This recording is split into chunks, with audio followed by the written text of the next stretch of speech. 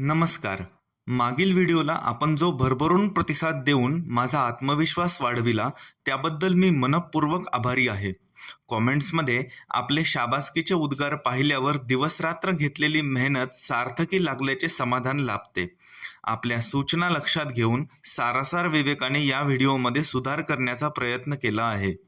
सामान्य शाब्दिक विश्लेषणापेक्षा नाट्यमय स्वरूपात आंतरराष्ट्रीय राजकारण आपल्यासमोर प्रवाहीपणे आणि प्रभावीपणे मांडण्यासाठी पार्श्वसंगीताची मदत घेणे गरजेचे आहे.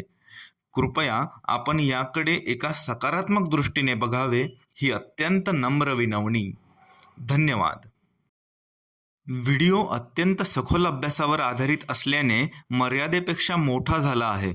कृपया संपूर्ण बघावा आणि जास्तीत जास्त प्रसारित अथवा शेअर करत आपला बहुमूल्य प्रतिसाद आवर्जून द्यावा.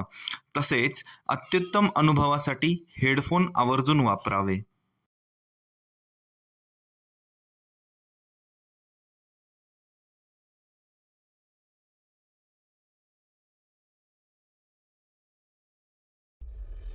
मार्च 2024 भारत मिशन दिव्यास्त्र अंतर्गत MIRV तंत्रज्ञान युक्त अग्नि 5 क्षेपणास्त्राची यशस्वी चाचणी करतो.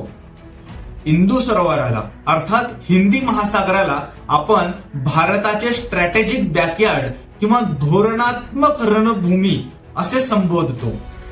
परंतु त्या दृष्टीने आपण केलंय काय?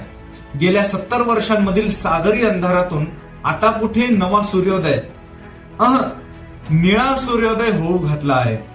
पाहूया पुष्प पहिले, कोकोचे भूत, भाग दुसरा, निळा सूर्योदय, मालिका सागरा प्राण तळमळला.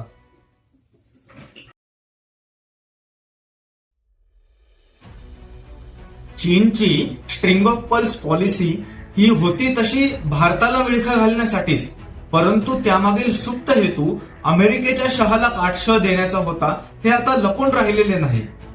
अमेरिका जगाची पोलीस म्हणून घेते स्वतःला आणि त्या दृष्टीने हिंदी महासागरातही त्यांच्या सागरी ऍसेट्स आहेत. याच शहाला काटशह देण्यासाठी चीनने पण अशी तळे उभारली. उदाहरणार्थ जिबुतीमध्ये अमेरिकेचा तळ असेल तर तिथे चीनने पण बनवला. शागो आर्किपेलागो दिओ गार्सियावर अमेरिका असेल तर चीनला पण श्रीलंकेतील हंबनटोटा पाहिजे किंवा आता मालदीव. यामुळे भारतासाठी हिंदी महासागर म्हणजे स्ट्रॅटेजिक बॅकयार्ड हे फक्त नावापुरतंच उरलं होतं. परंतु हेच चित्र बदलण्यासाठी परवा पंतप्रधानांनी मॉरिशस मध्ये एअर स्ट्रिपचं आणि जेट्टीचं उद्घाटन केलेलं असो किंवा मालदीवच्या विकासाचे आराखडे आखले असतील, पण या सगळ्याची सुरुवात होते द ग्रेट निकोबार बेटांवरून. इथून पुढे जाण्यापूर्वी आपण थोडीशी पार्श्वभूमी समजून घेऊ. सागरी साम्राज्यातील अत्यंत दमदार बुरुज म्हणजे पाणबुडी सागरात एकदम खोलवर दडून बसून युद्धनौकांना लक्ष्य करणे अथवा कुठला तळ उद्ध्वस्त करणे यासाठी पाणबुडी हे अत्यंत प्रभावी शस्त्र आहे.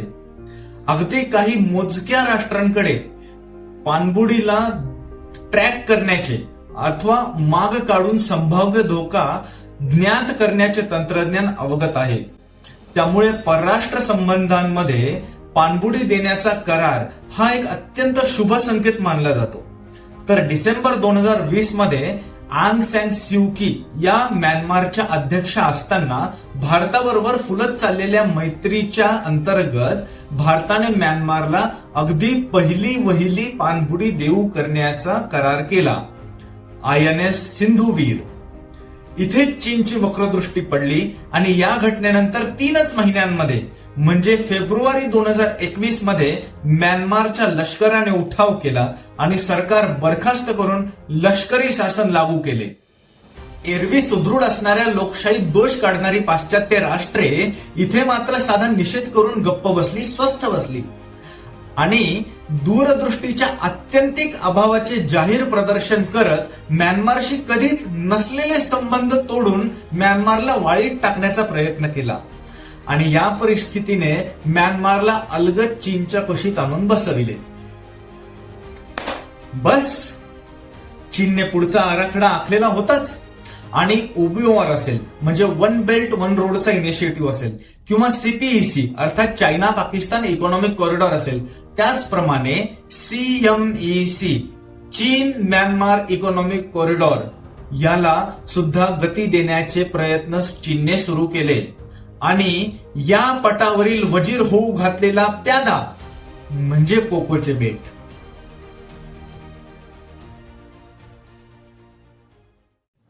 कोको बेटांपासून खरा धोका कशाला आहे असं वाटतं तुम्हाला? भारतीय नौदलाला? अंदमानच्या बेट समूहांना?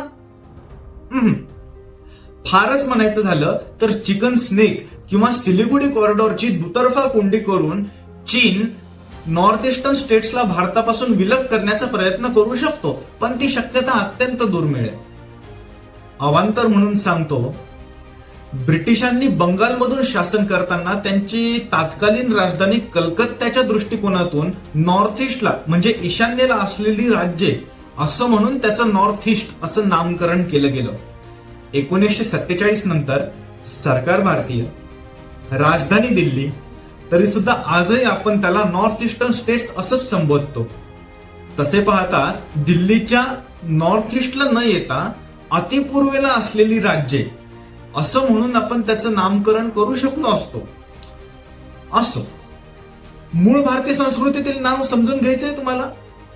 5व्या शतकापासून ते 12व्या शतकापर्यंत जवळपास 70% नॉर्थ ईस्टचा भूभाग आणि 50% अखंड बंगालचा भूभाग असा मिळून कामाख्या देवीच्या आशीर्वादाने उदयास आलेले कामरूप राजवंशाचे कामरूप साम्राज्य.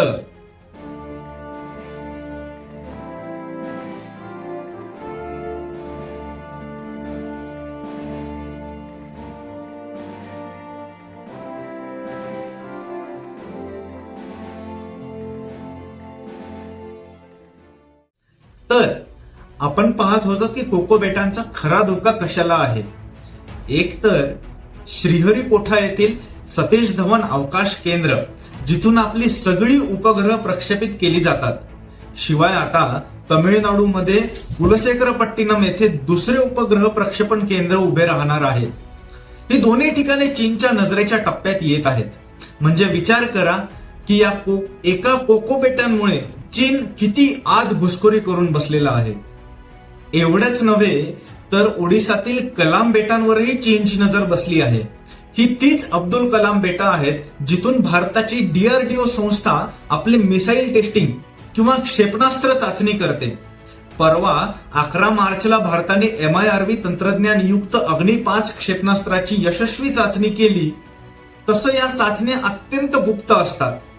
परंतु बरोबर या चाचणीच्या एक दिवस आधीच विशाखापट्टणम पासून अगदी 500 किलोमीटर अंतरावर कलिंग सागरात चीनचे सागरी संशोधन करणाऱ्या नौका कशा काय येऊन बसल्या. शिवाय भारताने कधीच अग्नि 5 ची रेंज अर्थात मारक क्षमतेचं अंतर सार्वजनिक केलेलं नसताना चीन मात्र हा दावा करतो की अग्नि 5 ची रेंज 8,000 ते 10,000 किलोमीटर एवढी आहे. इथे आपल्याला कोकोवर बसवलेल्या गुप्त माहिती संकलन प्रणालीचे उपद्रव मूल्य प्रकर्षाने जाणवते. आणि सागरी संशोधनाच्या नावाखाली चीनने जो खेळ मांडलेला आहे त्याचा भारताच्या सुरक्षेवर किती खोलवर आत काटा रुतत चाललाय हे लक्षात येते. म्हणजे लक्षात घ्या की कोकोचं शेपूट केवढ्या मोठ्या हत्तीचं भूत होऊ घातलंय.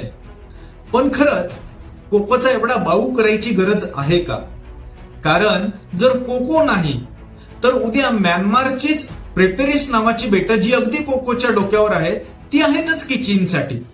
त्यावरून चीन उलट आणखी मोठा धोका निर्माण करू शकतो. मुद्दा मुळात कोकोचा नाहीच आहे. चीन हा जर ड्रॅगन असेल तर त्या राक्षसाचा प्राण ज्या पोपटामध्ये आहे तो पोपट म्हणजे मलाक्काची सामुद्रधुनी. चीनच्या एकूण व्यापारापैकी जवळपास 60% व्यापार आणि 80% तेलाची वाहतूक याच मलाक्काच्या सामुद्रधुनीतून होते.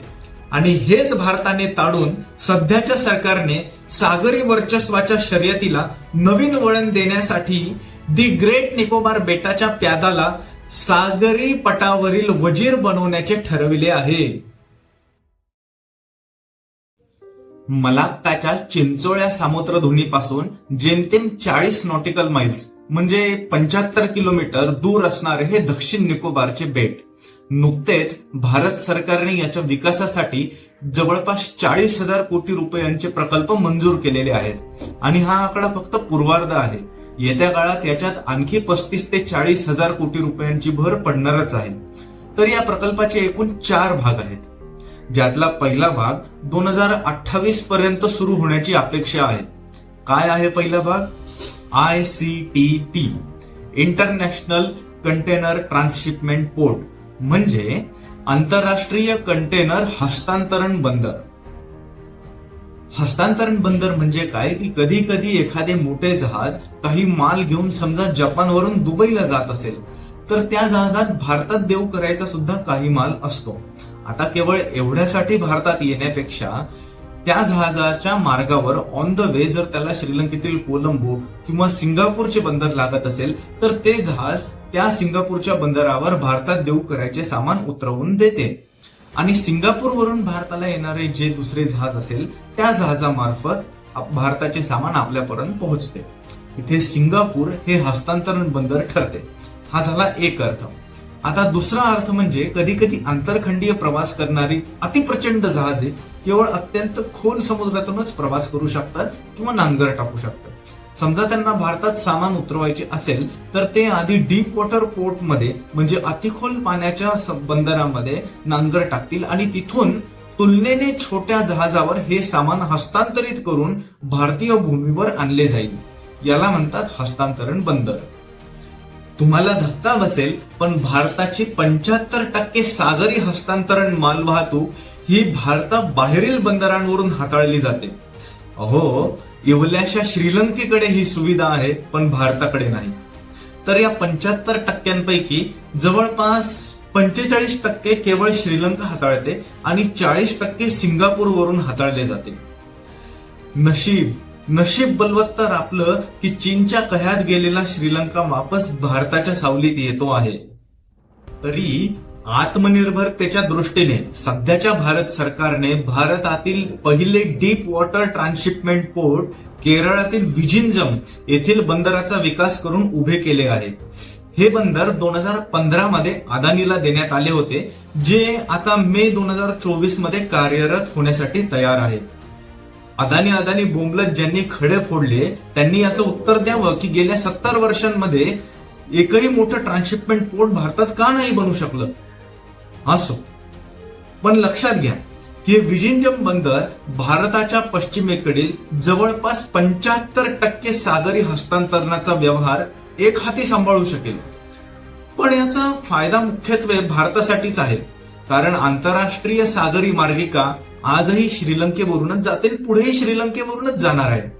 आता ज्या प्रकारे पश्चिमेकडील भारताचा व्यवहार सांभाळण्यासाठी विझिंजमची निवड करण्यात आली, तसेच पूर्वेकडील व्यवहार सांभाळण्यासाठी द ग्रेट निकोबार बेटाची निवड करण्यात आली आहे. पण यातील ज्ञानपाची मेख लक्षात घ्या. तर ग्रेट निकोबार बेटावरील हे ट्रान्सशिपमेंट पोर्ट केवळ भारतासाठीच उपयुक्त नसून आंतरराष्ट्रीय पातळीवरील हस्तांतरण बंदर असणार आहे, ज्याची क्षमता कालानुरूप वाढत जाणार आहे. म्हणजे 2028 पर्यंत हे बंदर कार्यरत होण्यासाठी सज्ज असेल.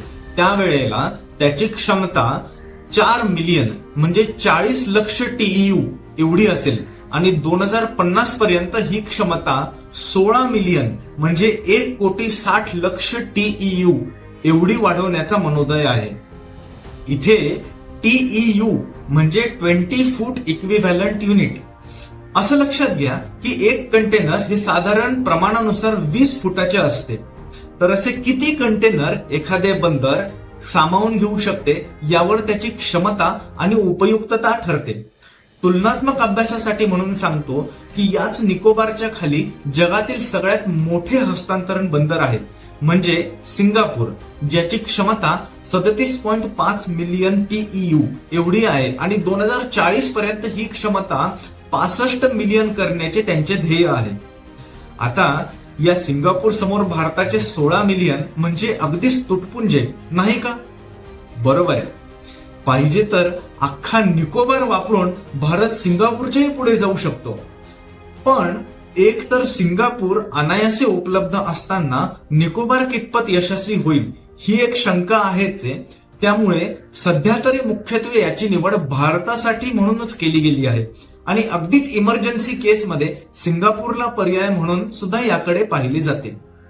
परंतु आंतरराष्ट्रीय राजकारणामध्ये हार्ड पॉवर सोबतच म्हणजे लष्करी आणि आर्थिक ताकदीसोबतच सॉफ्ट पॉवर म्हणजे सौम्य संपदा आणि गुडविलची शक्ती ही अत्यंत धोरणात्मक पद्धतीने वापरता आली पाहिजे आणि या अंतर्गतच येतात या प्रकल्पाचे भाग 2, 3 आणि 4. भारत सरकारच्या प्रयोजनानुसार दुसऱ्या भागामध्ये ग्रेट निकोबार बेटावर ग्रीनफील्ड इंटरनॅशनल एअरपोर्ट उभा राहणार आहे. ग्रीनफील्डचा अर्थ होतो की अगदी मुळातून म्हणजे पहिली वीट ठेवण्यापासून एखादी व्यवस्था उभी करणे, राईट फ्रॉम स्क्रॅच.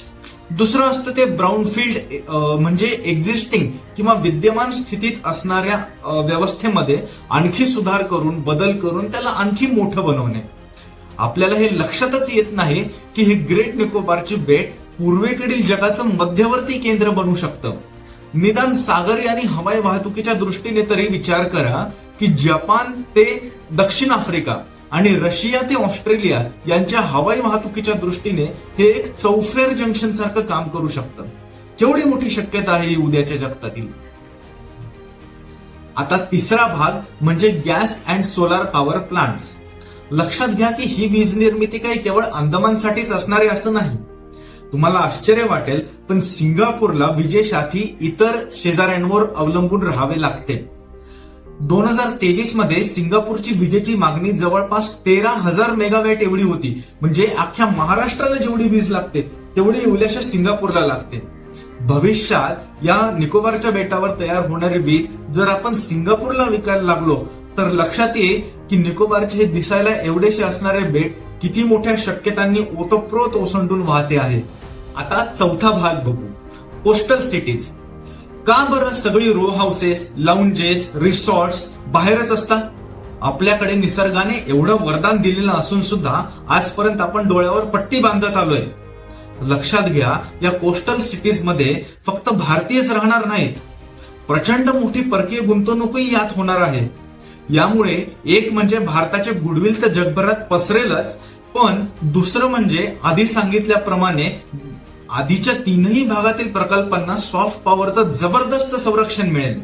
उदाहरणार्थ समजा चीनने आपल्यावर उद्या या निकोबारच्या बेटांवर आक्रमण केलं तर जगातील बहुतांश देश कडक शब्दामध्ये निषेध करतील, पण त्यांचा सूर हाच असणार की हा चीन भारत यांच्यामधील अंतर्गत विवाद आहे असं म्हणून ते अंग झटकून घेणार.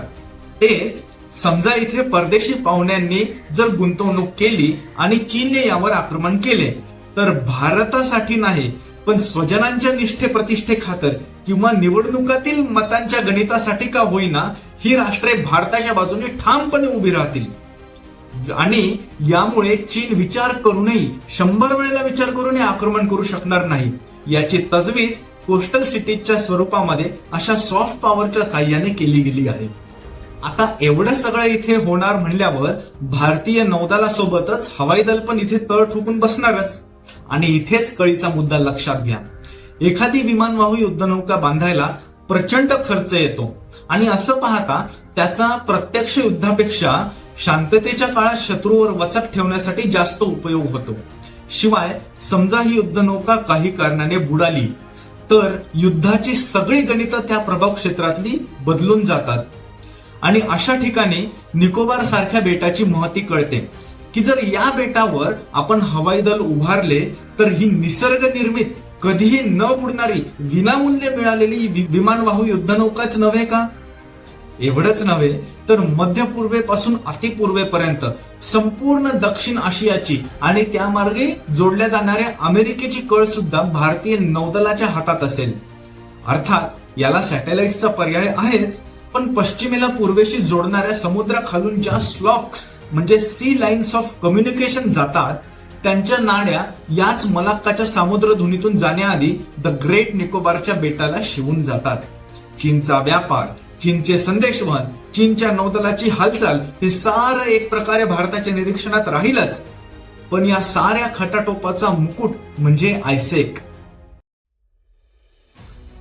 तुम्ही आयमेक म्हणजे इंडिया मिडल ईस्ट कॉरिडॉर बद्दल तर ऐकलंच असेल G20 दरम्यान. तर त्या प्रकल्पाला खरा अर्थ तेव्हाच प्राप्त होईल जेव्हा भारतीय रेल्वे सिंगापूरला युरोपात नेऊन पोहोचवेल. थोडंसं अवांतर म्हणून सांगतो, पण आयमेक अंतर्गत इस्रायलचं जे हायफा बंदर आहे ते सुद्धा अदानीच चालवतात. केरळातील विझिंजम बंदर जे आता तयार होऊ घातलंय ते बंदर सुद्धा अदानीच चालवणार आहे. आणि ग्रेट निकोबारचं बंदर सुद्धा जर अदानींनाच मिळालं तर आश्चर्य वाटून घेऊ नका. पण यामध्ये लक्षात घ्या की वेगवेगळ्या देशांची जहाजे या मार्गावरून जात असतील, परंतु हायवे आणि टोल नाका भारताचा असेल. तर आयमेक प्रमाणे आयसेक म्हणजे इंडिया साऊथ ईस्ट कॉरिडॉर हा प्रकल्प भारताच्या कामरूप प्रदेशातून म्हणजे नॉर्थ ईस्टर्न स्टेट्स मधून म्यानमार, लाओस, व्हिएतनाम, कंबोडिया जोडत मलेशिया मार्गे सिंगापूर, इंडोनेशियामध्ये जाऊन धडकतो. या संपूर्ण मार्गावर रस्ते रेल्वेचं जाळं उभारण्याचा मूळ संकल्प आहे, जसा आयमेक अंतर्गत दुबई, सौदी अरेबियामध्ये. पण यामध्ये एकमेव अडसर येऊन बसतो, तो म्हणजे चीनचा. गेल्या 70 वर्षातील दूरदृष्टीमुळे भारताला दक्षिण पूर्व आशियामध्ये उतरण्यासाठी एकमेव मार्ग उपलब्ध आहे आणि तो मार्ग याच 70 वर्षातील कृपेमुळे धगधगत ठेवलेल्या मणिपूरमधून म्यानमारमध्ये उतरतो. तिकडे आयमेक सुरू होण्याआधीच गाझातील युद्धामुळे त्याला स्वल्पविराम लागलाय आणि इकडे मणिपूर, म्यानमारमुळे आयसेकला दीर्घकाळ अर्धविराम लागून राहणार आहे असंच दिसतंय. आता हे सगळं प्लॅनिंग जर मी तुम्हाला सांगू शकत असेल तर चीनला ते दिसत नाही असं वाटतं तुम्हाला? हे बघा, म्यानमार नंतर अलगत थायलंड पण कसं चीनच्या कह्यात जाऊन बसलंय ते बघा. क्रा लँड ब्रिजच्या माध्यमातून मलाक्काच्या सामुद्रधुनीला पूर्ण वगळून अंदमानच्या समुद्रातून म्यानमारच्या रनोंग बंदरापासून थायलंडच्या चुंफुन बंदरापर्यंत रस्ता, रेल्वे मार्ग काढण्याची मूळ योजना आहे. आणि हा प्रकल्प सुद्धा निकोबारच्या प्रकल्पाप्रमाणेच 2030च्या आत पूर्णपणे कार्यरत होण्याची अपेक्षा आहे. डिसेंबर 2023 मध्ये थायलंडच्या नवनिर्वाचित पंतप्रधानांनी ही संकल्पना चीनच्या दौऱ्यावर असताना मांडली. आणि गंमत म्हणजे यासाठी गुंतवणूक आकृष्ट करायला ते अमेरिकेला गेले होते. तर या संपूर्ण प्रदेशाचं चीनने सर्वेक्षण करून आराखडा पण तयार केला आहे. त्यामुळे हा भाग येत्या काळातील पूर्वेकडील सुएझ कालवाच होऊ घातला आहे. त्यामुळे ज्याप्रमाणे पश्चिमेस आयमेक सुरू होण्यासाठी भारताने जोरात प्रयत्न सुरू केले पाहिजेत, त्याचप्रमाणे पूर्वेकडे आक्रमक रणनीती अवलंबून आयसेकला सुद्धा आज इथे आता त्वरित गती दिल्याखेरीज पर्याय नाही. भूराजकीय आंतरराष्ट्रीय राजकारणामध्ये रिलेव्हंट राहण्यासाठी टायमिंग साधून attack is the best defence म्हणजे आक्रमकता हेच सर्वोत्तम संरक्षण तंत्र या नीतीचा अवलंब करून आपलं प्रभुत्व प्रस्थापित करण्याची गरज असते. त्यामुळे या सगळ्या सागरी नियंत्रणाला अतिविशेष महत्व प्राप्त होऊन बसते आणि त्यामुळे कोकोचे बेट इवलेसे छोटेसे का असेना, पण सागरातील एक एक बेट तेवढेच महत्वाचे आहे. साम दाम दंड भेद नीतीचा अवलंब करून भारताचे शक्ती प्रदर्शन केवळ प्रदर्शनापुरते मर्यादित न राहता त्याची ऐतिहासिक दखल साऱ्या जगाने घ्यावी, यासाठी लोकशाहीत जनतेचा दीर्घकालीन आशीर्वाद सरकारच्या पाठीशी ठामपणे उभा राहणे अत्यंत आवश्यक असते. आंतरराष्ट्रीय संबंधात प्रतिस्पर्ध्याच्या प्रत्येक शहाला मुत्सद्देगिरीचा काटशह द्यावा लागतोच. आणि 2014 पासून इतिहास साक्षी आहे की सध्याच्या भारत सरकारला हा काटशह देता येतोच. योग्य संधीची वाट पाहत थांबले आपले नेतृत्व आणि या दशक समाप्तीपर्यंत वाट पहा.